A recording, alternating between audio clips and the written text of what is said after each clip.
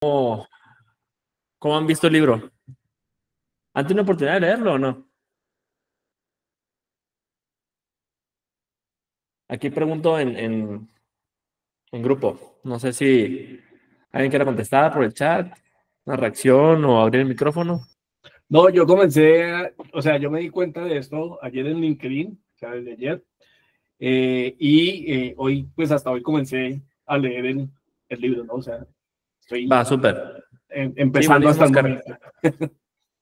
Va siendo el problema. Es que en las sesiones anteriores lo que comentaba es que pues de un inicio era una dinámica como tipo facilitador, que yo terminaba haciendo eso. No tenías que forzosamente leer el libro, pero si lo leíste es importante ahí lo que se lleva, cualquier comentario, abrir micrófono y levantar la mano. Sin problema, no pasa nada si interrumpes o no. Y, y también les comenté en las primeras sesiones que no hay preguntas tontas. O sea, no, al contrario. Entre más preguntas y más dinámico, mejor. La última sesión sí fue un poco más de monólogo, lo sentí así más que hablé. Y por eso también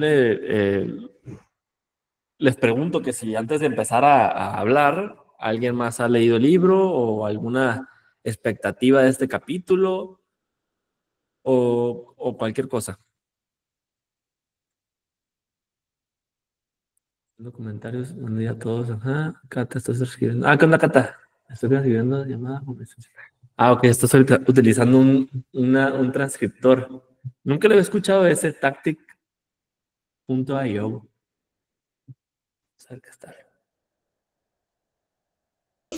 Hola Omar, buenas tardes a todos. Cata. Es una extensión de Chrome. Sí, señora. Ya, que no lo conocía.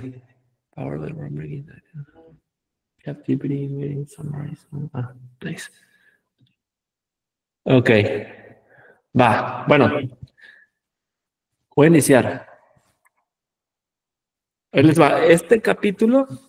¿Qué tal, Richel? Buenas tardes. ¿Cómo estás? Bien, en este capítulo. Hola Omar, ¿cómo estás? Perdón. Hola, ¿qué tal, Cami? ¿Cómo estás? Gracias por poner la cámara. Ya, tú, Cami, sí me entiendes ahí que empezó a hablar con puras imágenes o letras y se me hace algo nada dinámico, pero mira, ok, va. Por cierto, ¿no está ahí tu gato?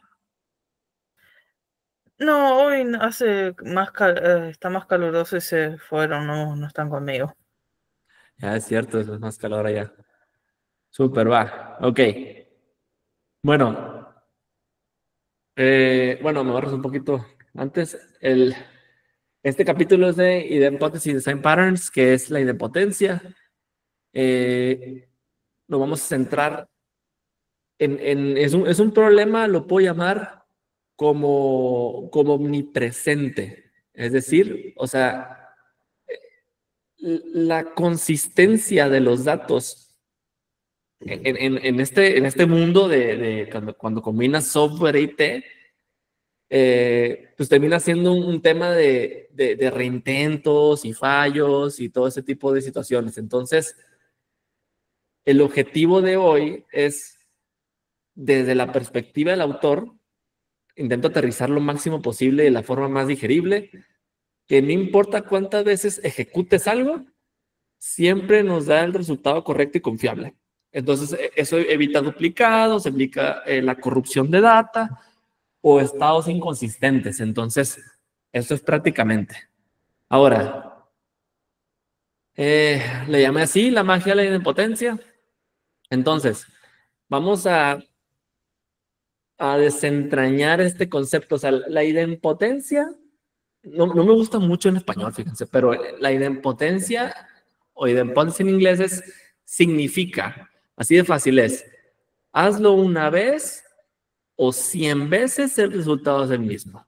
Entonces, ejemplos, presionar el botón en el semáforo. O sea, no importa cuántas veces lo presiones, la señal solo se registra una vez. Es el resultado final que prácticamente, o sea, la señal está activada, ya está. no, en ningún momento dado o en mi vida he visto un sistema de semáforos en los que le picas más veces, sabes que sí voy a cambiar lo voy a hacer más rápido el botón rojo o el botón amarillo o verde. No, no aplica así. Ahora, un ejemplo que no es idempotente es, a ver, deja abrir el mensaje del chat aquí. Buenas tardes. Ok, Linder. También te está escribiendo Linder López. ¿Qué tal, Linder? Es que a veces por estar hablando no me ubico mucho en los mensajes, pero entonces, pues lo que no es idempotente es sacar dinero del cajero. O sea, pues obviamente cada operación reduce tu saldo. O sea, si lo haces 2 veces, pues tu saldo se va a reducir 2 veces. Así de fácil. Y otro ejemplo, pues pintar una pared de rojo. Aplica la misma pintura múltiples veces, mantiene el color.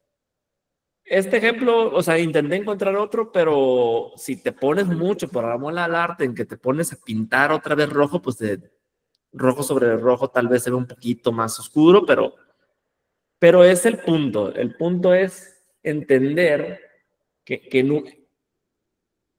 en un mundo donde los sistemas fallan y reintentan, la idempotencia es necesaria. Y en la ingeniería de datos es la forma de asegurar que no importa cuántas veces, o sea, ojo, o sea, no importa cuántas veces se ejecute un proceso, se va a obtener una salida consistente. Eso es lo que platicé al principio, consistente. O sin duplicados, o es más, puede ser con duplicados que sean claramente identificables. Eso mencionó el autor.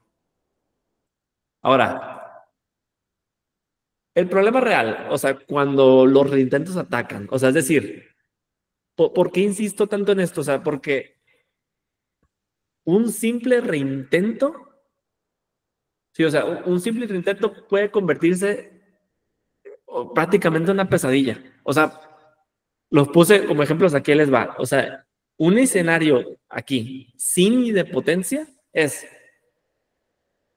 imagínense que tenemos un pipeline que carga 1000 ventas de ayer, o sea, por así decirlo, 1000 ventas. Entonces, hay una falla de red, se caen los servicios al 80%, cuando va al 80% se cae y solo se cargan 800 ventas. Entonces, ¿el resultado cuál es? Bueno, más bien, un sistema moderno automático termina reintentando el proceso. Pero ¿cuál es el resultado sin idempotencia? Terminas con 1800 ventas. Así, entonces, pues 800, el término 800 de ventas son duplicados. O sea, esto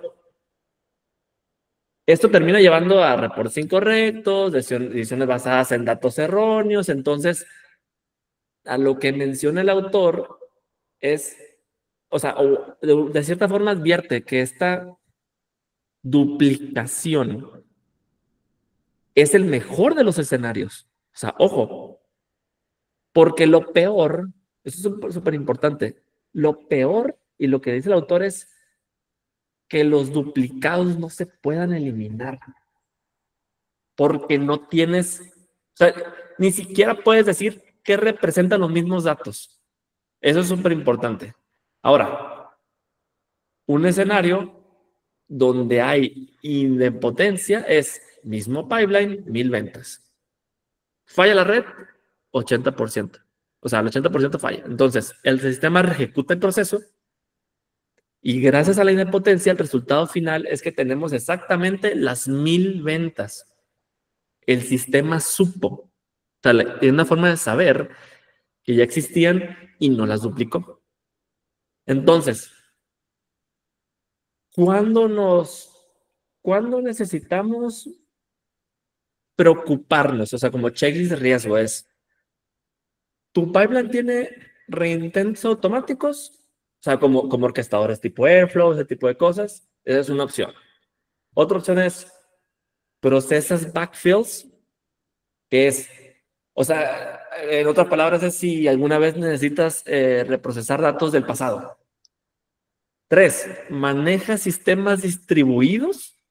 Eso es importante, donde múltiples workers pueden procesar datos o trabajas con datos, vamos a decirlo, o sea, un ejemplo, datos financieros críticos. O sea, o de inventario, de clientes, ese tipo de información crítica. Entonces, no sé si ustedes tienen experiencia o alguna simulación. ¿Cuáles de estos puntos se aplican en sus pipelines actuales? O sea, si ponen en el chat, aquí lo voy a leer. Pero esto es súper importante respecto al problema real. ¿Qué es lo que estamos tratando y qué es lo que plasma el autor? Hasta aquí, preguntas, dudas, comentarios, sugerencias.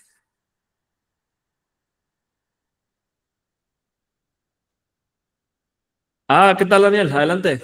Hola Omar, ¿cómo estás? Sí, muy interesante. Este capítulo es muy interesante. Por ejemplo, algo típico, bueno, no debería ser típico, pero a veces la fuente, por X motivo, ¿no? Genera el mismo dato, lo vuelve a enviar. Obviamente por ahí hay algún campo diferenciado como la fecha de carga, pero puede mandarnos el mismo dato exacto con la fecha de update, fecha de creación, fecha, y si nuestro pipeline no contempla estos escenarios que son muy atípicos, muy anómalos, podemos terminar insertándolos en capas superiores y se duplica, ¿no? Y si nadie se da cuenta, al momento de hacer su dashboard, su agregación, como que termina inflando ahí el dato, ¿cierto?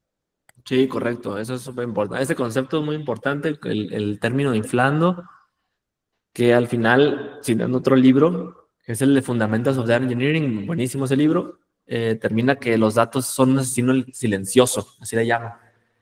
En el momento menos esperado que llegas en algún reporte o cualquier producto de datos, terminas teniendo ese dato inflado o esa información inflada que dices, ¿por qué? No me cuadra, pero no me tiro ningún error y etcétera, etcétera.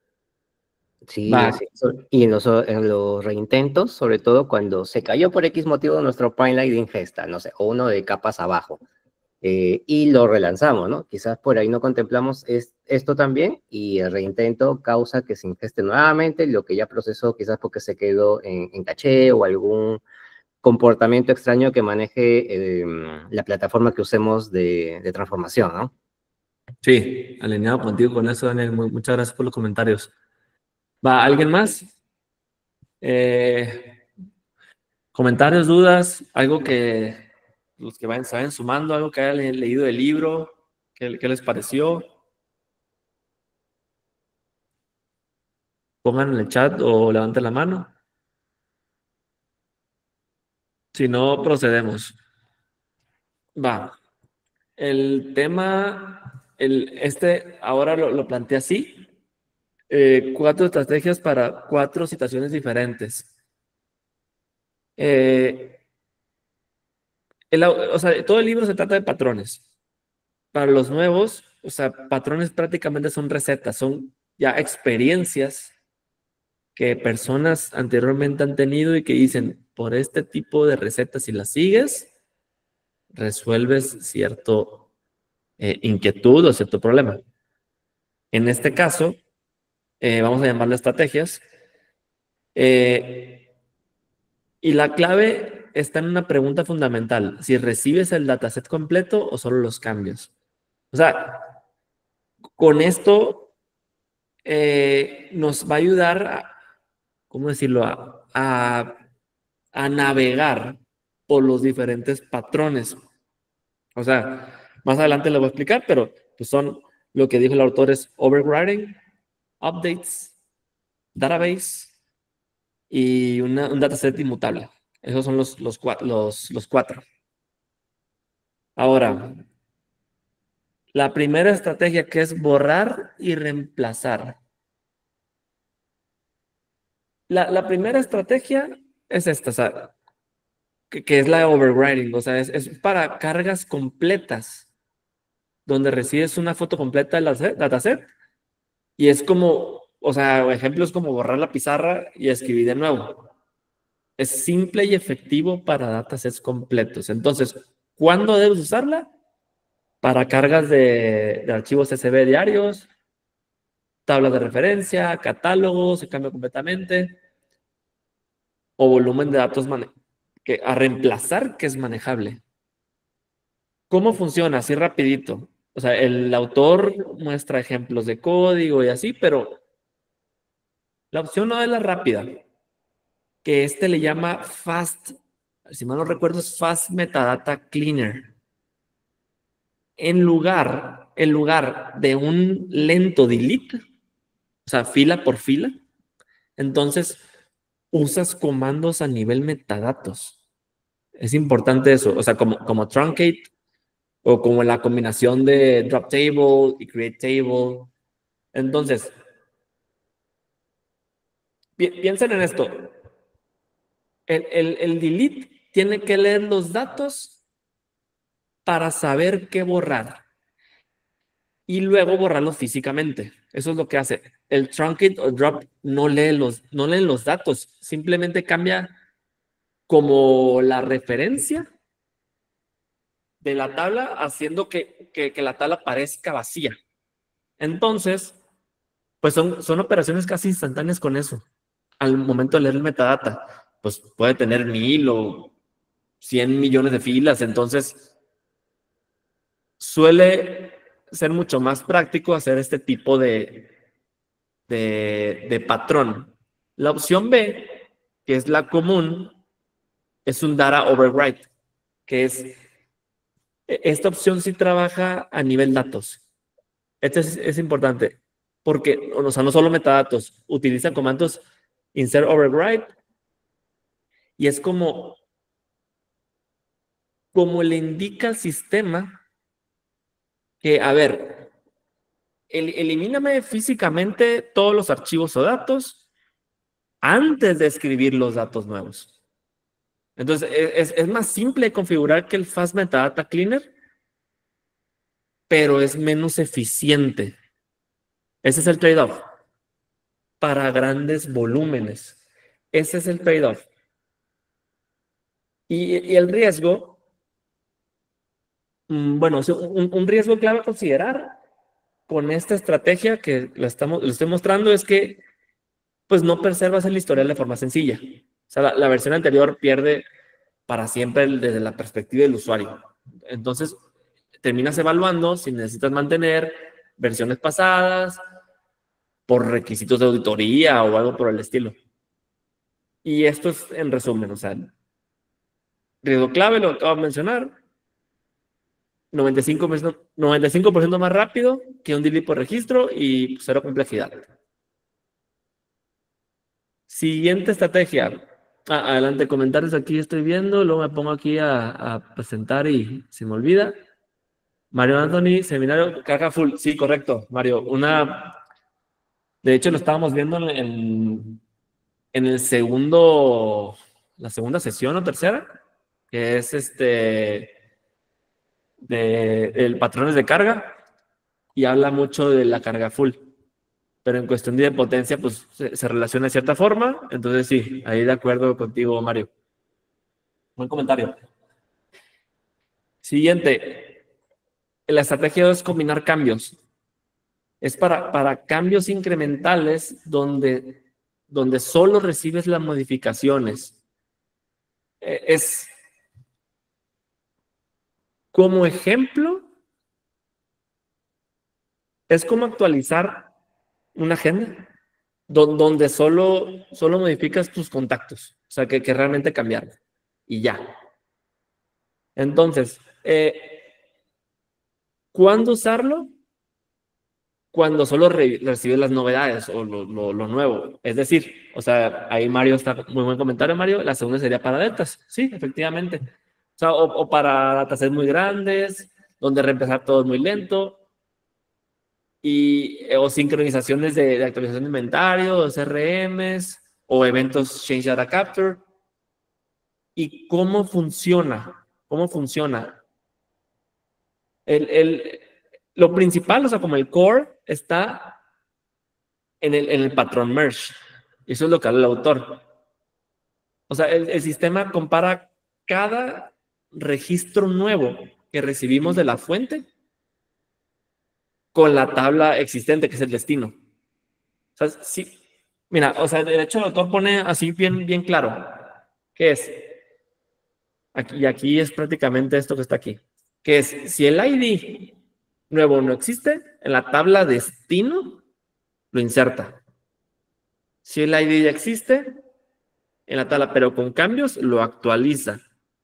Si el ID viene marcado para borrado, o sea, un campo is deleted igual true en dato entrante, algo así, lo termina eliminando.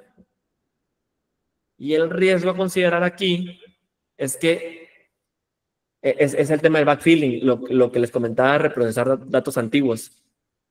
Es muy delicado y puede crear inconsistencias si no manejas correctamente el estado temporal. ¿Qué quiero decir con esto? A ver si aquí lo puse aquí como riesgo, ¿sí? Es decir, el patrón el merge, el que está acá, aquí está el merge. Si intentas reprocesar los datos no sé, de hace una semana, el merge va a comparar tus datos antiguos con la versión actual de la tabla.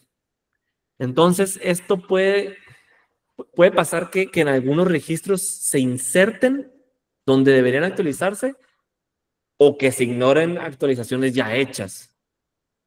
Y habla también el autor sobre algo importante que es, o sea, esto que comenté es el stateless, sin estado, sin memoria. Una versión más avanzada es el stateful merger, que prácticamente lo que dice el autor es que agregas una tabla estado, o sea, una tabla del estado, como si fuera una tabla auxiliar. Así véanlo. Entonces,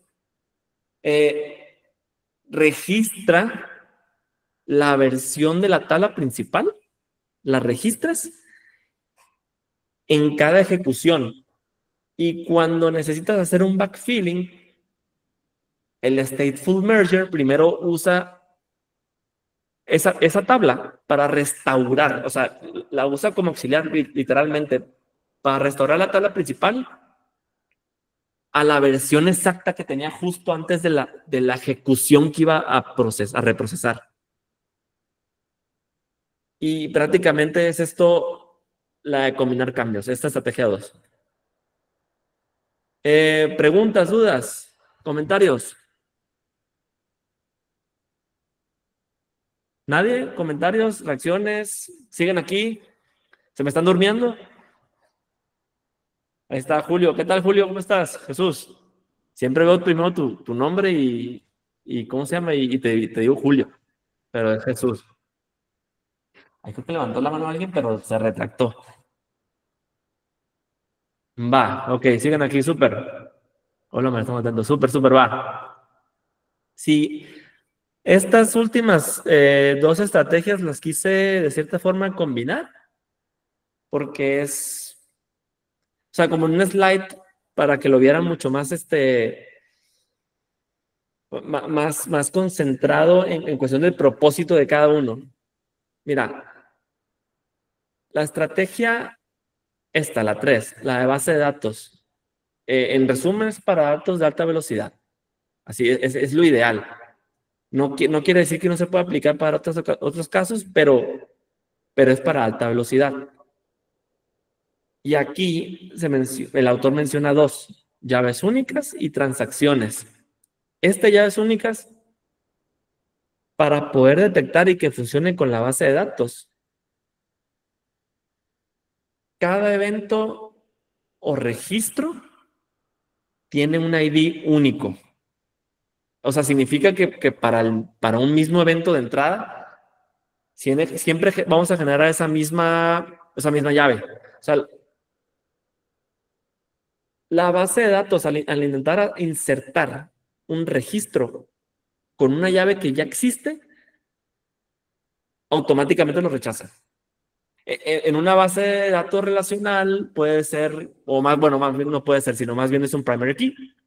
O en una base de datos no SQL, un key value.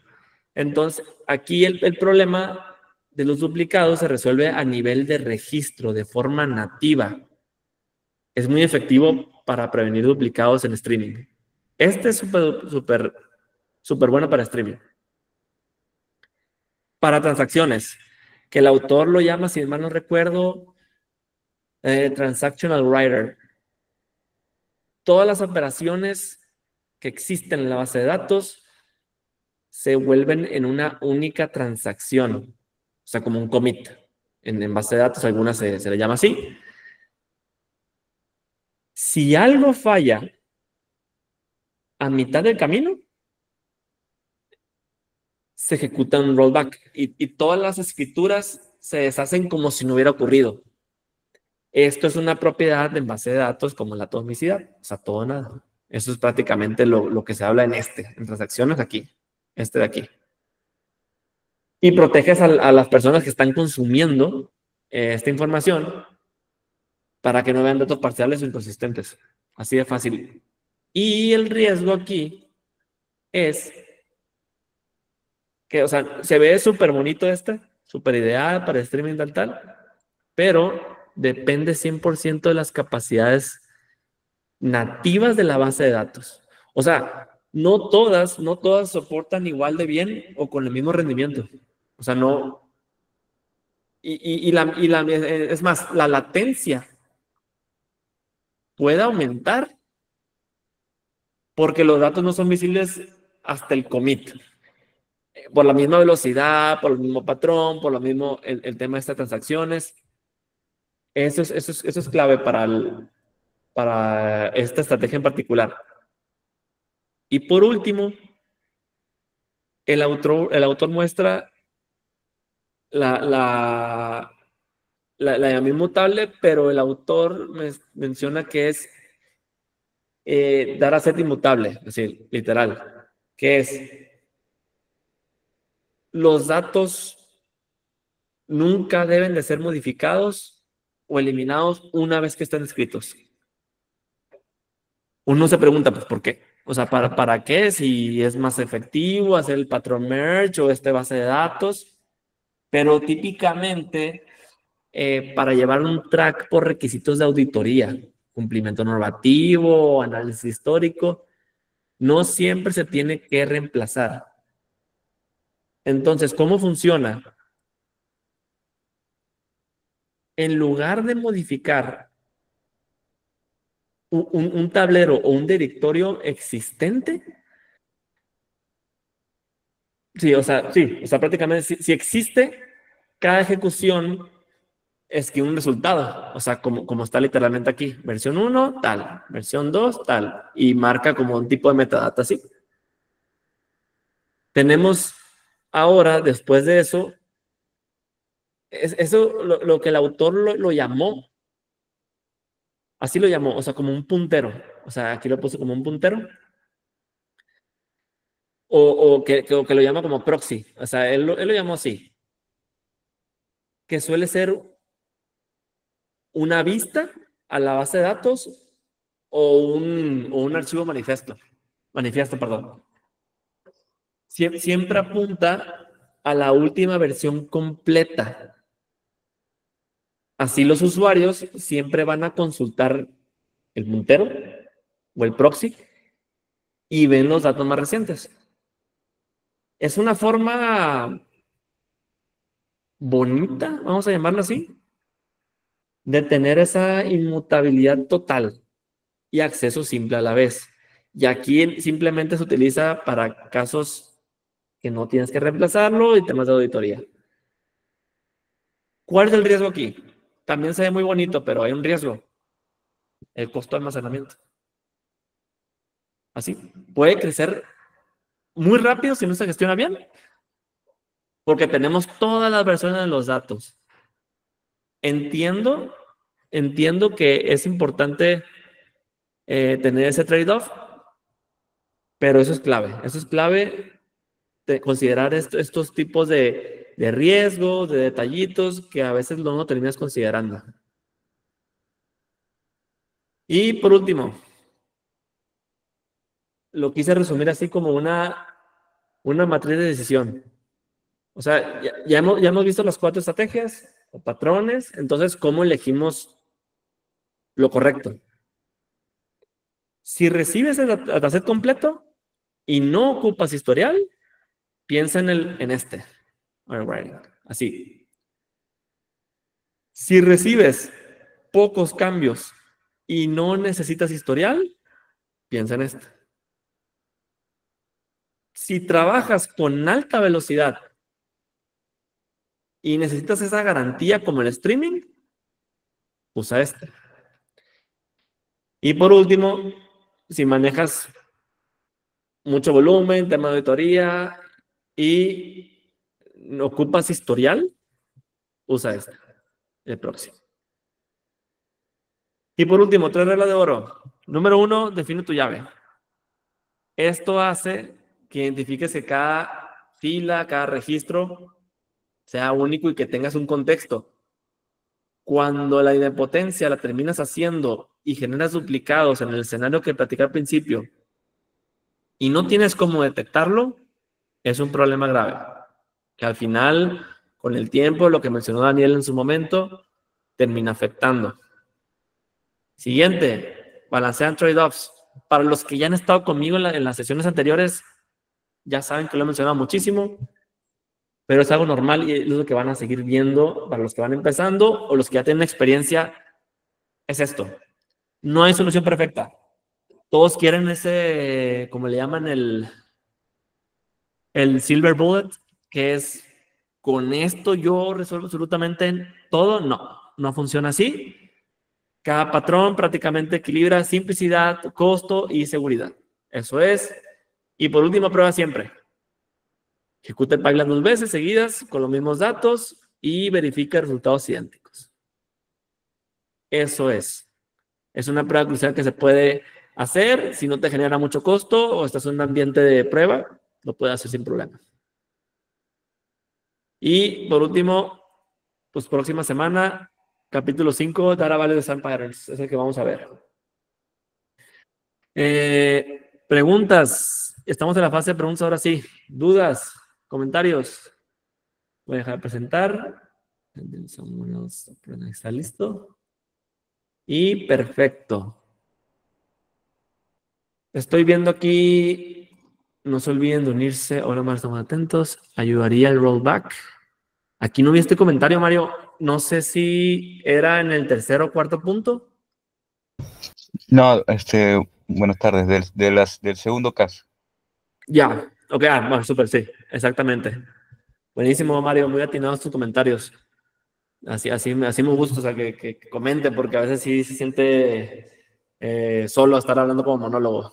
Daniel Portugal comenta, nuestro grupo de comunidad, exactamente, porque se llegó un límite en el WhatsApp. Y además Telegram tiene sus respectivas funcionalidades mucho mejor que WhatsApp. Paco García comenta, eso es el slowly change the dimension. Aquí, Paco, si quieres detallar más,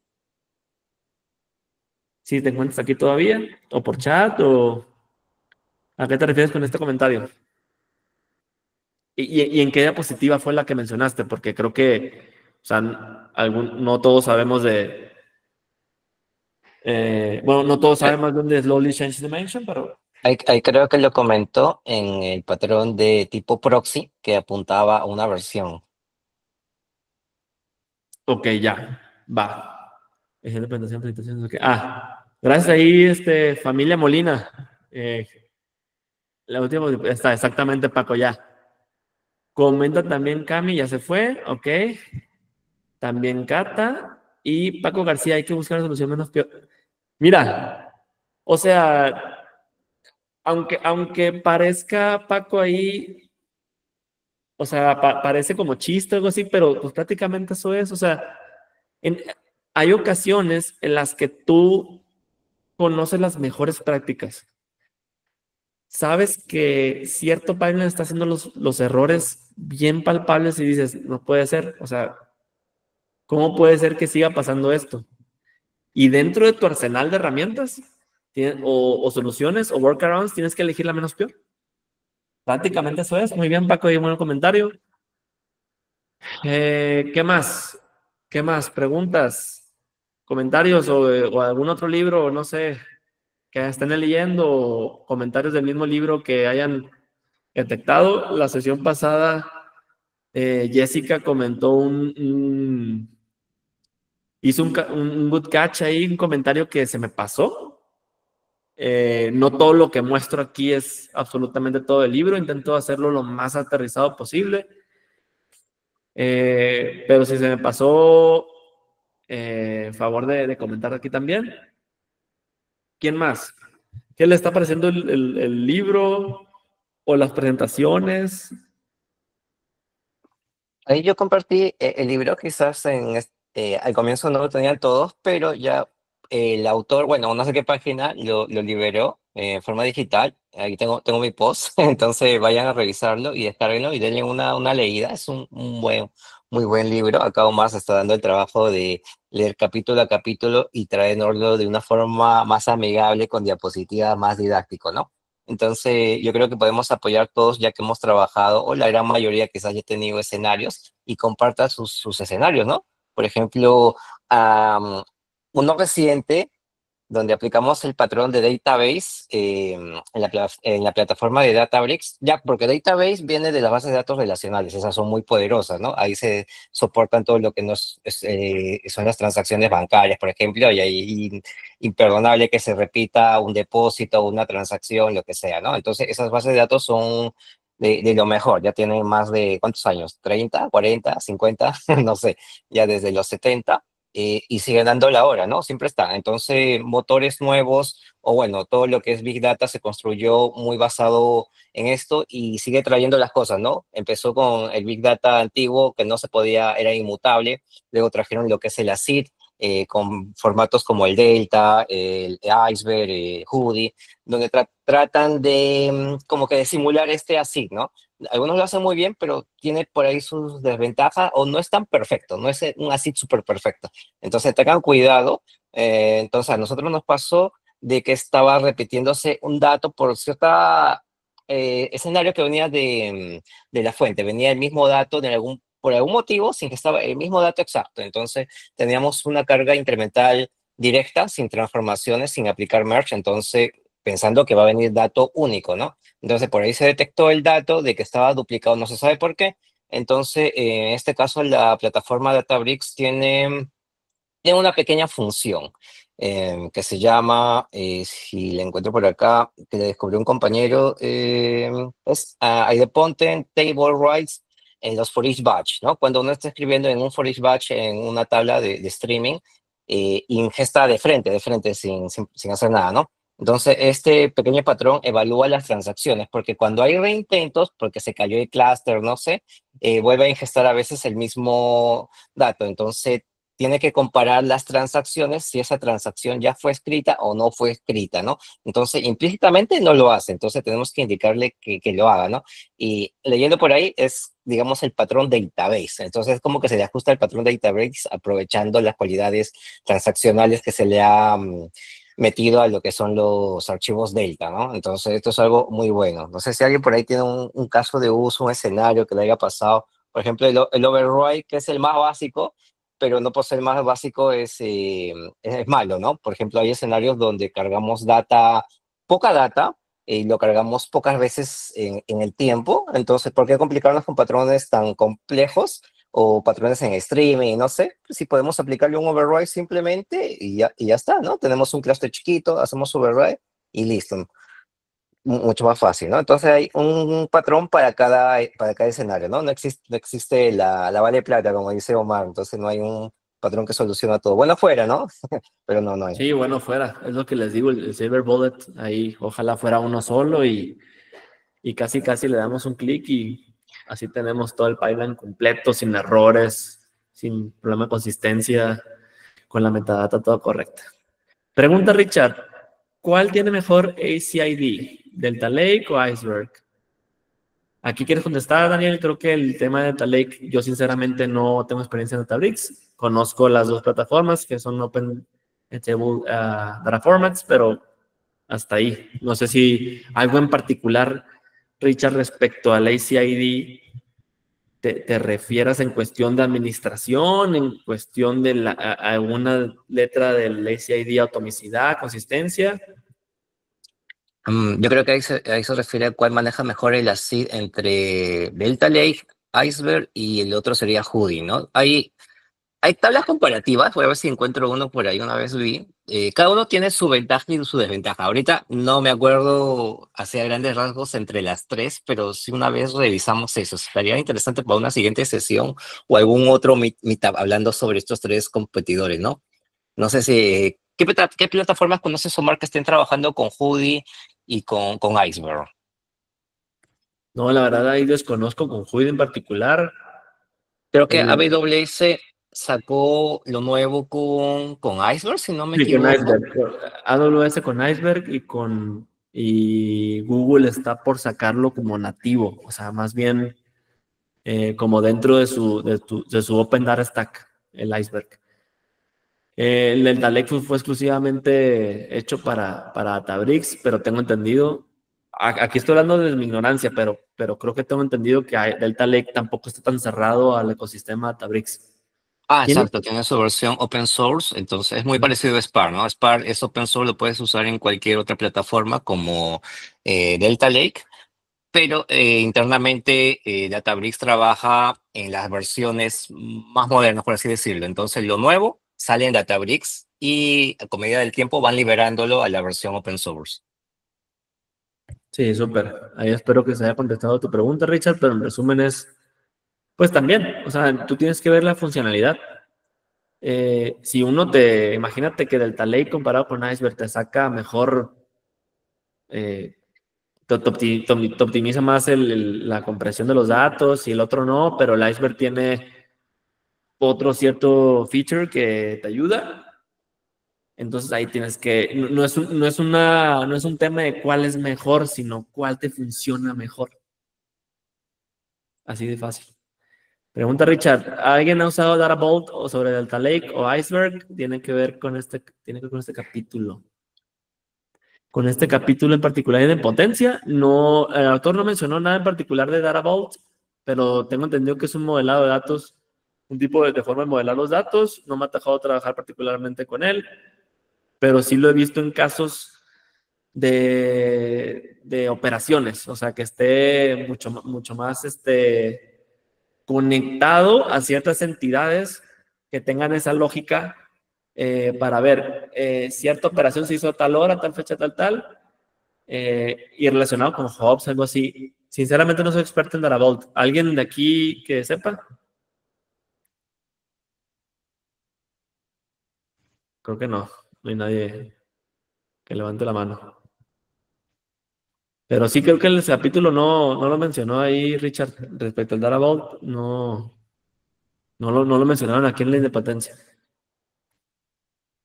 Súper. ¿Qué más? ¿Preguntas? ¿Dudas de lo que sea? No del libro, de lo que sea. Aquí, buenas preguntas aquí, Richard, muy buenas. Bueno, siguiendo hablando de independencia, por ejemplo, cuando consumimos de tópicos Kafka, internamente maneja esto, ¿no?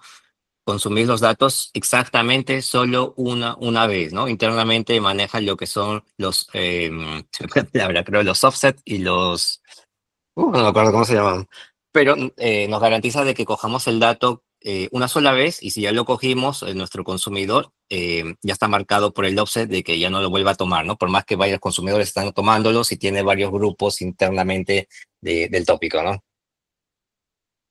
Sí, justo eso también. No solo, también mencionó el autor algo de Kafka, en cuestión del streaming en particular, por los eventos, de cómo se terminaba dando tanto el procesamiento, o sea, el evento de procesamiento como el timestamp del evento. Sí, exacto. Muchas gracias, Daniel. Sí, y en streaming es medio complicado, ¿no? Porque a veces tenemos escenarios donde necesitamos consumirlo solo una vez y garantizarlo, ¿no? Pero quizás hay otros escenarios donde nos van a bombardear el mismo evento por cosas como, por ejemplo, escenarios de IoT o antenas, donde la antena puede estar emitiendo la misma señal muchas veces y nos va a llegar a destiempo, la misma señal, con retraso. Entonces, streaming es todo un mundo, ¿no? Entonces hay mucho más patrones y cosas que hacer en streaming que creo que toca el autor más adelante estos temas. Sí, de acuerdo con eso, Daniel. Gracias. Ahí, de hecho, ¿cómo se llama? En el capítulo pasado, hablaba el autor de Error Management Design Patterns y habla uno en particular de esos escenarios, sobre todo uno que es importante, que es el dead letter topic, que de cierta forma recibes en tiempo real y la velocidad es muy rápida. Hay algunos datos que vienen mal. Entonces, ese patrón terminas enviando la información a otro tópico, a otro lugar, para que después puedas analizarlos o puedas reprocesarlos incluso en el mismo pipeline. Pero también lo habló el autor en el capítulo pasado.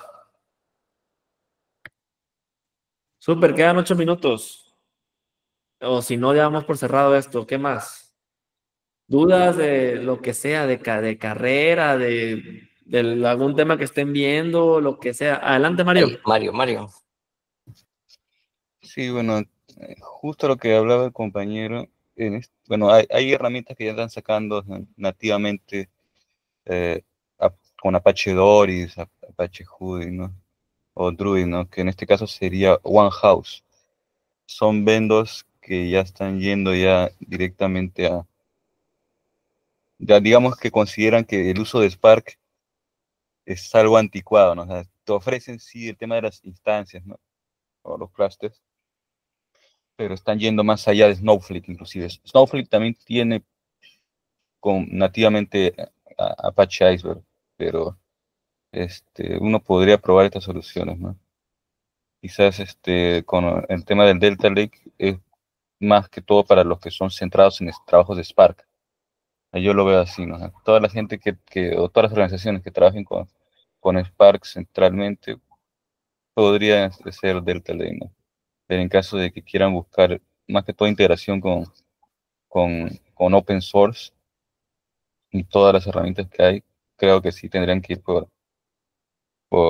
Iceberg.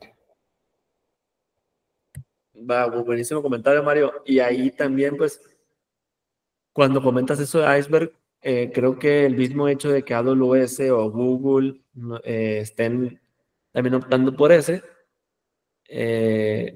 tiende a reafirmar lo que tú estás plasmando. Porque el Delta Lake, si bien fue originalmente diseñado por Databricks, creo que sí fue diseñado por Databricks o exclusivamente para esa plataforma, y el ecosistema poco a poco lo fueron haciendo más amigable y más compatible. Iceberg terminó haciendo ese esfuerzo para que eliminar esas deficiencias. No soy experto en los formatos, la verdad. Solo he jugado muy poco con Iceberg, pero no así exactamente a ciencia cierta las diferencias entre las tres. No, sinceramente yo en particular en cuestión de decisión de qué utilizar, qué no utilizar, me baso más en la funcionalidad, lo primero, funcionalidad. No importa si el otro te termina aceptando otras cosas al fin, el futuro, que es parte del trade-off y lo terminas considerando, pero el enfoque principal es funcionalidad. Va, excelente. No sé si hay más comentarios o como en sugerencias, y también se vale retro, o sea, de las sesiones que he hecho, si gustan ver algo más dentro de mis capacidades y mi alcance, si puedo lograrlo, lo plasmo. Yo con todo gusto de apoyar. Comenta Daniel, si hay interoperabilidad, Flink y Spark, por ejemplo, pueden trabajar con cualquiera de los tres frameworks de storage. Ok, va, supe, ya atendió esa pregunta ahí, Daniel, muchas gracias. ¿Qué más? Oscar, Dainer, Luis, Paul. En el tema comenta también del Data Vault, yo lo veo parecido a lo que es OneLake de Fabric, ¿no? Porque tiene uno que integra, digamos, unidades de negocio, ¿no? Tú lo puedes agrupar y puedes disponibilizar para toda la gente un mismo tipo un mismo archivo, ¿no? Entonces ya cada uno no está almacenando el mismo archivo en su entorno, digamos, ¿no? Sino está disponible para todos. Aparte que también tiene el tema de accesibilidad, ¿no? También el tema de secretos. Si bien es cierto que este Data Vault más que una herramienta es una arquitectura, digamos, pero el tema para mí es el costo, ¿no? Si bien es cierto de que este tipo te da trazabilidad o agilidad, ¿no? Porque ya no estás buscando, ¿no? Tú sabes que está ahí, todo en el OneLake o en el Data Vault, y ya tú vas directamente ahí, ¿no? Sin preguntarle a nadie. Pero es más que todo el coste de cómputo, ¿no? ¿Cómo has manejado tú con tus superiores o el tema de arquitectura, ¿no? Que te digan, tengo esta facilidad de encontrar toda la data donde yo quiera, pero el cómputo me sale carísimo, punto, ¿no? Sí, muy buen comentario, Mario. El otro tema a considerar es el costo. Esos temas de escenarios que terminan siendo aristas al momento de seleccionar cierto patrón, método, herramienta, y termina siendo, como comenté al final, termina haciendo esa evaluación de trade-offs, que es lo que terminas dejando al momento de seleccionar o elegir o casarte con un ecosistema o una herramienta. Súper, ya faltan 2 minutos, pero igual si quieren cerramos. Como siempre les he dicho, si quieren hacer preguntas offline, me pueden contactar a mí personalmente, ahí estoy en la comunidad, o cualquier método que sea, dentro de mi tiempo disponible puedo atender. No esperen respuesta inmediata, pero yo estoy para ayudar. Y también creo que hablo por Daniel y los mismos de la comunidad. No solo yo o Daniel podemos apoyar, yo sé que hay varios en la comunidad han comentado, han aportado y cada uno tiene ciertas experiencias y ciertos formas de explicar cualquier tipo de escenario o situación para que las personas entiendan.